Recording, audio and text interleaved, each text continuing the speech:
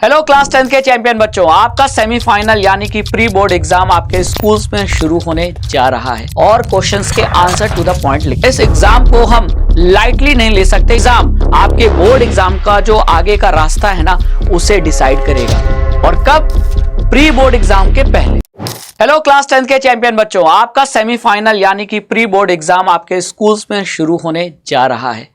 ये पहला ऐसा एग्जाम होगा जिसमें आपके हर सब्जेक्ट का कंप्लीट सिलेबस पूछा जाएगा। यानी आप प्री बोर्ड एग्जाम जब दोगे तो आपको पूरा सिलेबस पढ़कर जाना है और क्वेश्चंस के आंसर टू द पॉइंट लिखने हैं।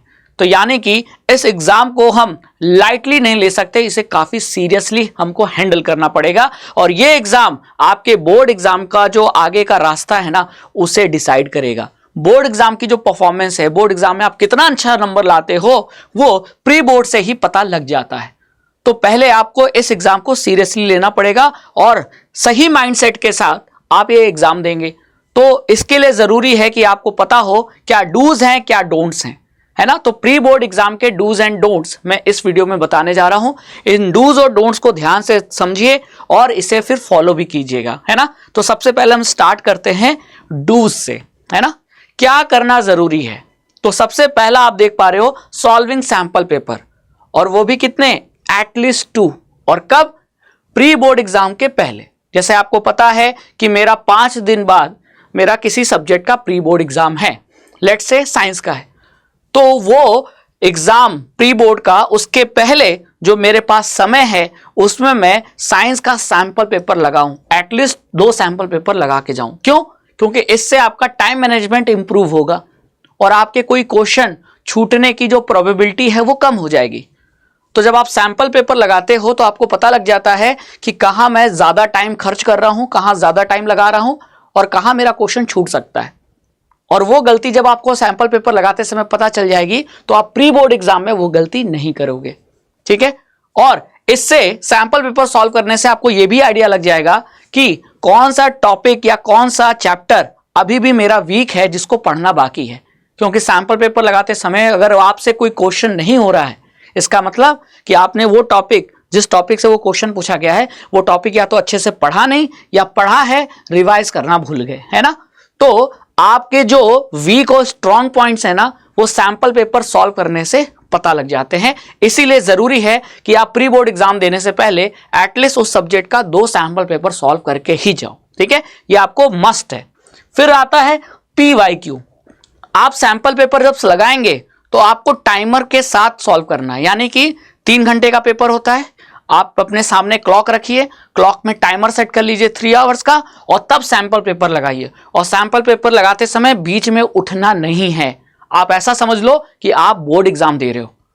तो जैसे बोर्ड एग्जाम में आप नहीं उठ सकते, है ना, उसी तरह यहां भी आपको नहीं उठना है। हाँ, वॉशरूम जाने के लिए तो उठ ही सकते हैं, लेकिन फिर वो आपका एक तरीके से टाइम वेस्टेज है ना।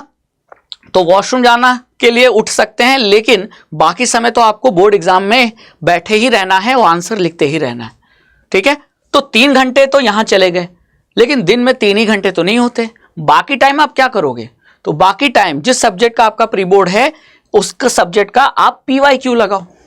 PYQ कहां से मिलेगा वो भी मैं बता देता हूं। अब PYQ लगाना कौन सा है? तो जो 2024 में जो बोर्ड एग्जाम हुआ था, यानी जो मार्च में जो बोर्ड एग्जाम हुआ था 2024 में, उस बोर्ड एग्जाम के सारे सेट आप लगा डालिए।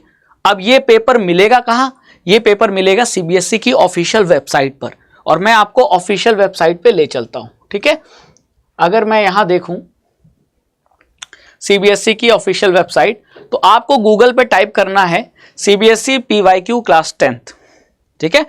और जैसे ही आप गूगल पे टाइप करोगे CBSE PYQ क्लास 10th, ये देखो पहली वेबसाइट निकल के आ जाएगी cbse.gov.in, और यहां लिखा है प्रीवियस ईयर क्वेश्चन पेपर। तो ये क्वेश्चन पेपर बोर्ड का है, ठीक है। अब यहां आप देख रहे हो सबसे टॉप पे क्या लिखा है? Question paper for compartment exam, question paper for examination 2024। यानी ये बोर्ड का क्वेश्चन पेपर है जो 2024 में बोर्ड एग्जाम हुआ। आप इस पे क्लिक कर दीजिए, ठीक है। यहां आपका क्लास 10th है, इसको क्लिक कर दीजिए। फिर आप जिस सब्जेक्ट का PYQ सॉल्व करना चाहते हैं उस सब्जेक्ट पे चले जाइए। तो जैसे मैं यहां साइंस के पॉइंट ऑफ व्यू से बता रहा हूं, तो यहां मुझे साइंस का, मान लीजिए मेरा प्री बोर्ड एग्जाम है, तो मुझे साइंस का प्रीवियस ईयर क्वेश्चन सॉल्व करना है। तो मैं चला गया यहाँ साइंस पे देखो, और यहाँ चला गया डाउनलोड्स पे। ठीक है, अब ये क्या हो गया, ये जिप फाइल ओपन हो गई। ठीक है, ये आप देख पा रहे हैं, ये जिप फाइल ओपन हो गई। मैं जिप फाइल ओपन करूंगा। ये काम आपको अपने घर में करना है, डेस्कटॉप या लैपटॉप जो भी आपके पास है या फोन है वहां ये कर सकते हैं। ठीक है, अब ये जिप फाइल ओपन हो गई। ये देखिए, ये सारे सेट, मैं इसको मैक्सिमाइज कर देता हूं। ये देखिए सारे सेट आपको दिख रहे हैं। बोर्ड एग्जाम में जितने सेट पूछे गए थे वो सारे यहां दे दिए गए हैं। 311, 312, मतलब 3111, 3112, 3113, 3121, 3122। अब आप इसमें से एक एक सेट लगाते जाइए। ठीक है, कोशिश कीजिएगा कि जैसे आपने 31 सीरीज का ये लगाया, ठीक है, 11, 12, 13, अब 31 का, तो इसको तीनों मत लगाइए, तीनों में से कोई एक लगाइए। क्यों? क्योंकि तीनों में क्वेश्चन सेम होंगे, बस उसको आगे पीछे जंबल कर दिया गया होगा। ठीक है, तो आप जैसे 3111 लगा लीजिए, इसके बाद चले जाइए 3121 पे। ठीक है, इसके बाद चले जाइए 3131 पे। ठीक है, तो ये जो मिडल वाला नंबर है अगर आप उसको बदल देंगे तो आपके क्वेश्चन थोड़े डिफरेंट मिलेंगे। तो यहां से आप लगा सकते हैं प्रीवियस ईयर क्वेश्चन। तो सैंपल पेपर लगाने के बाद आपके पास जो समय बचा है वो समय में आपको प्रीवियस ईयर क्वेश्चन लगाना बहुत जरूरी है। यानी कुल मिला के इन दोनों जगह से ये सीखने को मिला कि हमको क्वेश्चन प्रैक्टिस पे ज्यादा ध्यान रखना है। क्योंकि आपने पढ़ तो लिया, बुक से कई बार रीड आउट कर लिया, रिवीजन कर लिया, लेकिन आप क्वेश्चन प्रैक्टिस पे ध्यान रखो। क्योंकि आपको आंसर आता है, लेकिन आंसर को जितना लिखना सीखोगे उतना बढ़िया तरीके से आंसर को प्रेजेंट कर पाओगे और तब जाकर अच्छे नंबर मिलेंगे। ठीक है, और लास्ट पॉइंट है, बहुत सिंपल लेकिन बहुत इंपॉर्टेंट, अपने सेल्फ स्टडी का जो टाइम ड्यूरेशन है कम से कम 5-6 घंटे रखो। आप स्कूल जा रहे हो, नो डाउट, और आपके पास शाम से लेकर रात तक का ही समय है, लेकिन कोई बात नहीं, आपको अभी मेहनत करना है। आप 4 घंटे शाम से लेकर रात तक 4 घंटे निकालो, 5 घंटे निकालो, 1 घंटे सुबह निकालो। आप सुबह 5 बजे उठो, 5:30 बजे उठो, 1 घंटा तो सुबह भी पढ़ सकते हो। किसने मना किया है? किसी ने मना नहीं किया ना, आपको कोई रोक रहा है। आप उठिए, पढ़िए, और सुबह पढ़िए 1 घंटा 1.5 घंटा, फिर स्कूल जाइए, स्कूल आने के बाद फिर 4-5 घंटे पढ़िए। तो सेल्फ स्टडी जितना करोगे उतना बढ़िया है। ठीक है, और अगर आपको लगता है कि आपकी अटेंडेंस ठीक ठाक है स्कूल में, तो एग्जाम के 1 दिन पहले आप स्कूल को स्किप भी कर सकते हो। मैं डेली स्किप करने की बात नहीं कर रहा, एग्जाम के 1 दिन पहले। कौन सा एग्जाम? Pre board exam. जैसे आपको पता है कि कल मेरा प्री बोर्ड एग्जाम है, तो आज मैं स्किप कर सकता हूं। ठीक है, क्योंकि स्कूलों में मैक्सिमम सिलेबस तो हो ही गया है। क्लियर?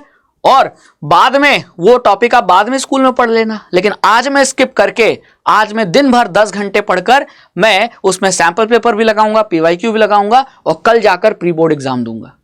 क्योंकि सेल्फ स्टडी जितना करोगे उतना खुद सीखोगे और उतना बढ़िया आंसर लिख पाओगे। तो ये रहे डूज। लेकिन अब बात करें क्या नहीं करना है। उसमें पहला पॉइंट क्या देख रहे हो? फोकस ऑन 1 और 2 सब्जेक्ट। यानी बच्चों को क्या होता है, बोर्ड एग्जाम में 5 सब्जेक्ट होते हैं। अब 5 सब्जेक्ट स्ट्रांग नहीं होता, किसी का मैथ स्ट्रांग है, किसी का साइंस स्ट्रांग है, किसी को इंग्लिश अच्छा लगता है ना। तो जो अच्छा लगता है बच्चा वही बार बार पढ़ता है, और जो बोरिंग है, जो टफ लग रहा है, उससे बच्चा छोड़ देता है। तो बच्चों एक चीज ये सीखो, एक बात इसको समझो कि आपका जो ओवरऑल परसेंटेज बनेगा तो सारे सब्जेक्ट के मार्क्स ऐड होंगे, है ना। अब आप एक ही सब्जेक्ट को बार बार पढ़ रहे हो। मान लेते हैं आपने साइंस को बार बार पढ़ा और साइंस में आप ले आए 98 नंबर, लेकिन साइंस को इतना पढ़ा कि मैथ पढ़ना भूल गए, इंग्लिश पढ़ना भूल गए, और इंग्लिश में और मैथ्स में आ गए आपके 60 नंबर। तो ये आपके ओवरऑल परसेंटेज को बढ़ाने में हेल्प नहीं करेंगे। लेकिन अगर आपने थोड़ा सा दूसरे सब्जेक्ट पे ध्यान दिया होता, तो अगर साइंस में मान लेते हैं कि 98 नहीं आए, 90 आए, लेकिन यहां अगर 75 आ गए, 80 आ गए दूसरे सब्जेक्ट में, तो ये आपके ओवरऑल परसेंटेज को ज्यादा बूस्ट करेगा। तो यानी कि केवल 1-2 सब्जेक्ट पे फोकस नहीं करना है, 5 के 5 सब्जेक्ट पर बराबर ध्यान रखना है, तभी जाके आपका ओवरऑल परसेंटेज बढ़ेगा। जिसमें आप स्ट्रांग है उसमें तो आप ऑलरेडी अच्छा करेंगे और अच्छा कर ले जाएंगे, लेकिन जो वीक सब्जेक्ट है या जो टफ लगता है उस पर ज्यादा ध्यान दीजिए, है ना। और अभी भी समय है, अभी ध्यान दोगे तो अगले 1-2 महीने में वो भी स्ट्रांग हो जाएगा। लेकिन अगर अभी भी ध्यान नहीं दिया तो फिर आप 1-2 सब्जेक्ट के भरोसे बोर्ड एग्जाम में अच्छे नंबर नहीं ला पाओगे। ठीक है, फिर आता है वेस्ट ऑफ टाइम। समय, कहते हैं ना, बूढ़े लोगों ने कहा है, बड़े लोगों ने कहा है कि समय ही सब कुछ है ना। तो टाइम इज मनी, यानी कि मनी से भी ज्यादा इंपॉर्टेंट टाइम है आपके लिए। टाइम बहुत मैटर करता है, मनी की तो अभी बात ही नहीं है ना, बात है टाइम की। अभी आप लोग जो इस मोबाइल चला रहे हो उसको कम कर दो, मैं तो कहता हूं बंद ही कर दो, सोशल मीडिया बिल्कुल बंद कर दो। हाँ ये है कि YouTube पर जो हमारा सेशन आता है वो देखिए, क्योंकि फोन चलाना गलत नहीं है, फोन में गलत चीजें देखना गलत है जिससे आपका कोई फायदा नहीं है। आपने शॉर्ट देखा, रील देखा, मत देखिए। आप सिर्फ कंटेंट देखिए जो एजुकेशन कंटेंट है, जिससे आपके क्लास 10 बोर्ड एग्जाम में आपको हेल्प मिलेगी, आप वो कंटेंट देखिए, ठीक है। टीवी देखना कम कर दीजिए, क्योंकि अभी जितना समय बचाएंगे उतना समय स्टडी पे दे पाएंगे। अगर आप खेलने जाते हैं तो मैं ये नहीं कहूंगा कि खेलना बिल्कुल बंद कर दीजिए, लेकिन आप जहां 1 घंटा खेलते थे वहां आधा घंटा खेलिए, है ना। तो समय बचाना पड़ेगा, कहीं से समय बचाओगे तो पढ़ाई पे दे पाओगे। फिर आप ये एक्सक्यूज नहीं करो दोगे कि मेरे पास समय नहीं है, समय है, आपको कहीं से निकाल कर कहीं देना पड़ेगा, है ना। फिर आती है नॉट रिवाइजिंग बैकलॉग। बच्चे क्या करते हैं, बैकलॉग को रिवाइज नहीं करते, छोड़ देते हैं। ये नहीं करना है, डोंट्स है। आपको बैकलॉग को रिवाइज करना है, यानी कि जैसे आप पढ़ते आए चैप्टर 1 से चैप्टर 2, 3, 4, 5, 6, अब जैसे 6, 7 तक पहुंचे तो जो पिछले चैप्टर हैं चैप्टर 1, 2 उसको रिवाइज भी करते रहिए। और रिवीजन का सबसे बढ़िया तरीका मैंने ऑलरेडी बता रखा है कि एनसीईआरटी पढ़ो टेक्स्ट बुक से और फिर प्रीवियस ईयर क्वेश्चन सॉल्व करो, वो चैप्टर अपने आप रिवाइज होता चलेगा। तो बैकलॉग को छोड़ मत देना, बैकलॉग को साथ रखो, ठीक है। और नेक्स्ट है नो आंसर राइटिंग। ये डोंट है, मतलब आंसर राइट नहीं करते ऐसा मत करो, आंसर राइट करो, यानी क्वेश्चन का आंसर लिखो।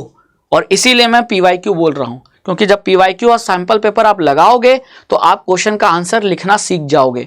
और जितने बार आंसर लिखोगे, परफेक्ट आंसर लिखने का जो तरीका है वो आपका और बेटर हो जाएगा। और एग्जाम में एग्जामिनर को यही चाहिए कि आप किसी क्वेश्चन का आंसर टू द पॉइंट लिखिए और सही टाइम में लिखिए, है ना। तो आपका टाइम मैनेजमेंट इंप्रूव हो जाएगा, यानी आप जरूरत से ज्यादा समय भी नहीं लगाओगे और फटाक से आंसर भी लिख दोगे, टू द पॉइंट लिख दोगे, ठीक है। इससे आपका हर क्वेश्चन सही समय पे होता रहेगा और 3 घंटे में आप पूरा पेपर सॉल्व कर लोगे। बात समझ में आई? तो बस ये सिंपल डूज एंड डोंट्स हैं, लेकिन ये बहुत इफेक्टिव है, ठीक है। तो आप अपने आप पे यकीन रखिए, आप चैंपियन हो, आप चैंपियन हो और चैंपियन जैसे पढ़ाई करता है, ठीक है। और ये आपको दिखाना होगा अपने आसपास के लोगों को कि नहीं, मैंने 2-3 महीने अच्छे से पढ़ाई की तब जाकर मेरे बोर्ड एग्जाम में अच्छे नंबर आए। तो उसके लिए ये जो प्री बोर्ड के लिए जो डूज एंड डोंट्स बताया है इसको आप फॉलो कीजिए, है ना। और ये इसके बाद जब आप प्री बोर्ड एग्जाम पहला देंगे ना तो आपको खुद ही पता लग जाएगा कि ये टेक्निक कितनी इफेक्टिव है, ठीक है। तो इसी तरह आपके लिए जो भी प्रायोरिटी की चीजें हैं उस पर मैं वीडियो लाता रहूंगा। और ये वीडियो मैं यही एंड करता हूं, लेकिन आपको ये वीडियो अच्छा लगे तो शेयर जरूर करना, और अगर कोई क्वेरी या डाउट है तो कमेंट सेक्शन में जरूर लिख देना, उस पे भी मैं वीडियो लेकर आऊंगा। Thank you so much.